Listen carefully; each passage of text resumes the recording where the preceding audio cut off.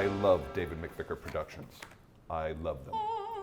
Let's just stop with we love David McVicar. I love the guy, but more importantly, I love his shows. They make me feel. They make me cry. They make me exhilarated. And part of his process, which people will never see in the rehearsal room, is that he shows you every ounce of emotion that he wants. He shows you on his face. If that's crying in front of you, he'll do it. If that's screaming straight in your face, he'll do it. It's not an angry, aggressive atmosphere. It's just, this is how real this is. And when I'm in that process and you see that he's willing to do it, you go, well, clearly I can do it. He ups the game, doesn't he? It doesn't scare me. What it does is it releases me. It releases me to think that it's okay to go this far, where I probably wouldn't have if somebody hadn't done it at first. But he demands it. He absolutely of all demands of his it. performers. Everybody's important on that stage. And when I got chills on the second day when he had the choir, the women's chorus, sitting there, and they were doing these like huge aggressive motions. And I mean, it was like completely choreographed, and I had never seen the lyric chorus like this. Clearly they're capable of it, but they have to have that right team in front of them to get it out. And he had it out of them in an hour, or whatever that second rehearsal was. And I was like, oh, this is not just Macbeth. We're going to do a great Macbeth. This is a great Macbeth.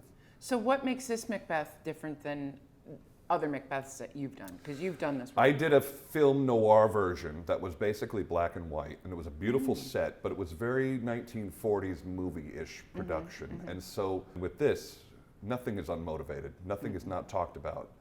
He's not like a subtext guy.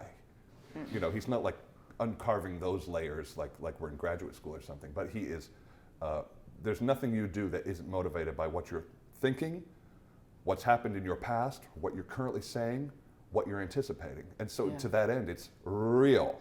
And Everything it's his is real. culture. That's what I find. This is his life. Yeah.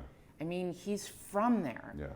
He knows this story inside and out. Oh God, he does. He knows the play, the Shakespeare play, inside and out. Isn't it easy to trust a director when they're that prepared, when it's that part of them? I go, well, you tell me. I want you to show. Tell me.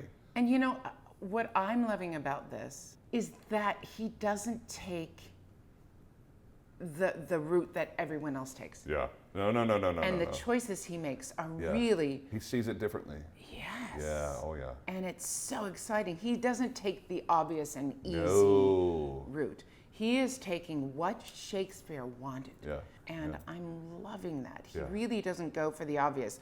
Lady Macbeth. Yeah. You know? But some of it is like a Tarantino movie. Yes. Some of it is that psycho thriller. I mean, these moments exist. I mean, he creates tension like few.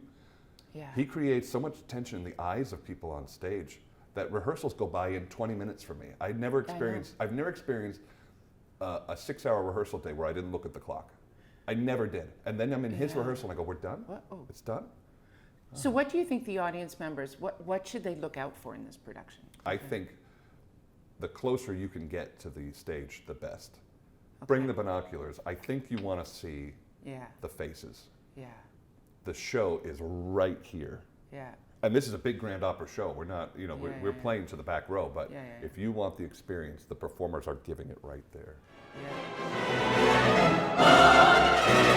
Yeah.